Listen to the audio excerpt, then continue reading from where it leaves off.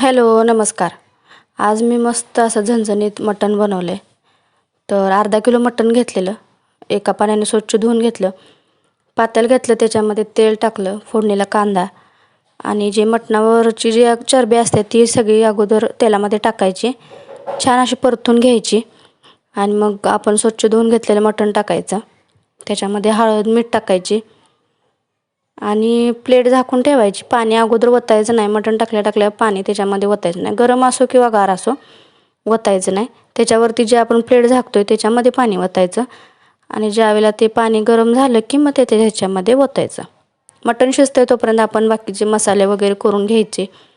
आणि मी कधीही मटण कुकरला वगैरे लावत नाही. मटण असं शिजतंय पटकन, एक अर्धा तासाच्या आत मटण शिजतंय. आता मटण शिजूपर्यंत आपण मसाले करून घ्यायचे. मसाल्यासाठी खोबरं, तीळ, जिरं, कांदा, लसूण, आलं. तर अगोदर मी सुकं खोबरं आणि कांदा गॅसवर भाजून घेतलं.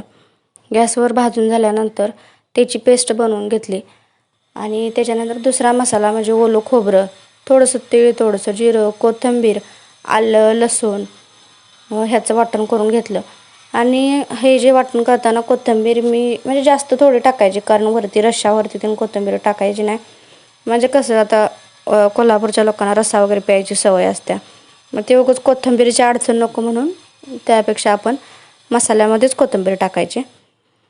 तर हा सगळा मसाला मी करून घेतो आणि ह्यामुळे हे जे खोबरं आणि कांदा भाजल्यामुळं जे काही टेस्ट आलेली आणि त्याचा जो काय म्हणजे वास येत होता ना असा मसाल्याचा, आणि जेवणाला पण मटणाला पण तो वास लागलेला, त्यामुळं खरंच अप्रतिम. म्हणजे हे असं करून मी पहिल्यांदाच केलेलं, खोबरं कांदा भाजून. असं नेहमी असंच करतो आहे, म्हणजे डायरेक्ट मसाला करून किंवा कांदा खोबरं तव्यात भाजतोय, असं कधी गॅसवरती नाही भाजलं. पहिल्यांदाच केलेलं, पण छान झालेलं, मस्त टेस्ट आलेली. ह्याचा जो करपूस असा वास असतोय तो आपल्या मटणाला म्हणजे आपल्या ह्याला लागतो त्याचा मसाला. ह्याचा मसाला मी सेपरेट करून घेतला आहे आणि जो आपलं ओलं खोबरं, आलं, लसूण, ह्याच्यामध्ये थोडेसे तीळ, थोडंसं जिरं, कोथिंबीर हे सगळं टाकून हा मसाला करून घेतला आहे. आता ह्या सगळा मी मसाला वाटून घेतो आणि जे आपण मटणावर प्लेट झाकलेलं त्याच्यामधलं पण पाणी गरम झालं, ते पाणी आता आपण मटणामध्ये ओतायचं आणि दुसरं जे पाणी आहे ते प्लेटमध्ये टाकायचं, म्हणजे गरम व्हायसाठी. तर असं करत करत जितका आपल्याला रस्सा हवा आहे किंवा जितकं तुम्हाला बनवायचं आहे त्याप्रमाणे पाणी होता. आता मसाला वगैरे करूसपर्यंत आपलं मटण वगैरे शिजून झाले. तर आता आपण मटणाला फोडणी द्यायची. मसाले पण बनवून झालेत. मी भात भाकरी अगोदर कसं आहे, आता मी जे काही मसाले बनवले त्याच्यामध्ये मी कोणताही खडा मसाला म्हणजे टाकलेला नाही किंवा ज्या मसाल्याच्या पुड्या असतात त्यासुद्धा मी काही टाकणार नाही. आहे ही घरातली चटणी आणि आपण जो कांदा खोबरं आलं लसूण ह्याचा मसाला बनवला, इतकंच. तर आता मटण तसं शिजले बऱ्यापैकी. आणि कसं आहे, जास्त जर गिर मटण शिजलं की तर ते जर तुकडे पडायला लागले तरी पण मटणाचे खावंच वाटत नाही. म्हणजे प्रमाणात मटण शिजलं पाहिजे, ना जास्त ना कमी. आता आपण मटणाला फोडणी देऊया, म्हणजे अगोदर सुक्कं बनवून घेऊया. तर एका कढईमध्ये मी तेल टाकले आणि मस्त उभा पातळ चिरून घेतलेला कांदा टाकायचा. कांदा छान परतला की तुम्ही उभे चिरून घेतलेले टोमॅटो पण टाकू शकता किंवा बारीक चिरून घेतलेले.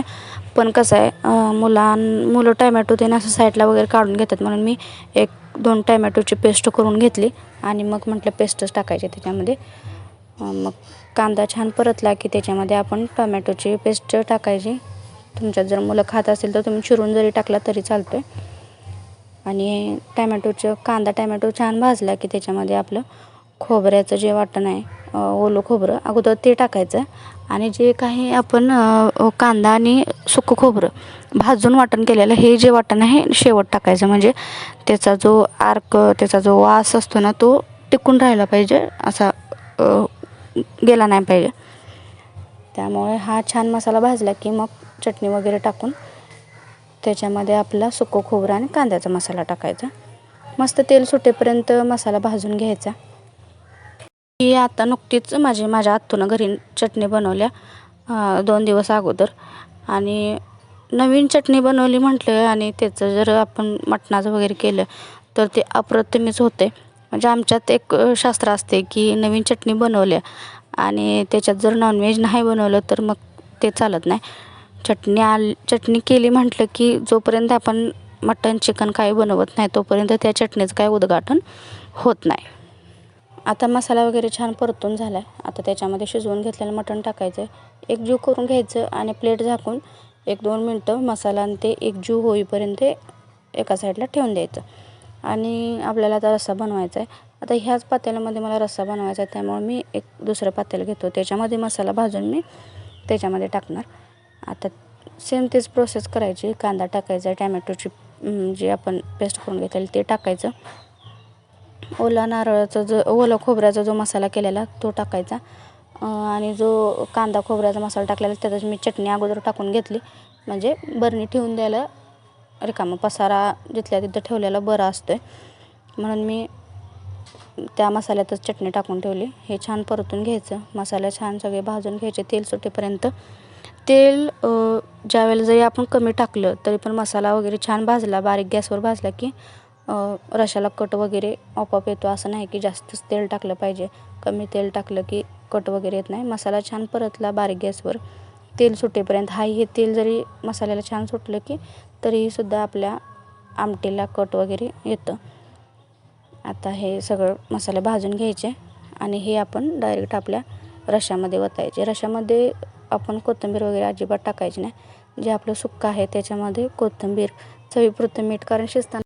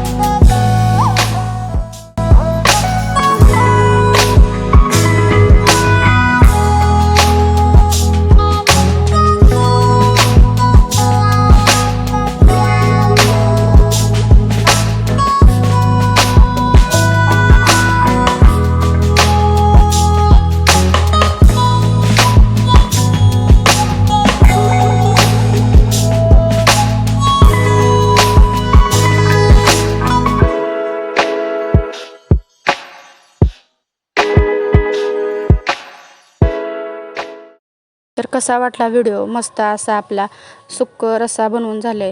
सुक्यामध्ये वरून कोथिंबीर टाकायची, चवीपुरतं मीठ टाकायचं, मस्त अशी ज्वारीची भाकरी करायची, मस्त भात. आणि कसं आहे ज्यावेळेला आपण नॉनव्हेज, आमच्यात तरी चिकन मटन असेल तर फोडणीचा भात शक्यतो जास्त कोण खात नाही, पांढरा भातच सगळ्यांना आवडतो.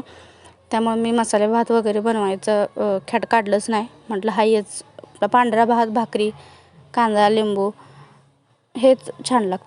चला तर मग व्हिडिओ कसा वाटला, व्हिडिओ आवडला असला तर व्हिडिओला लाईक करा, चॅनलला सबस्क्राईब करायला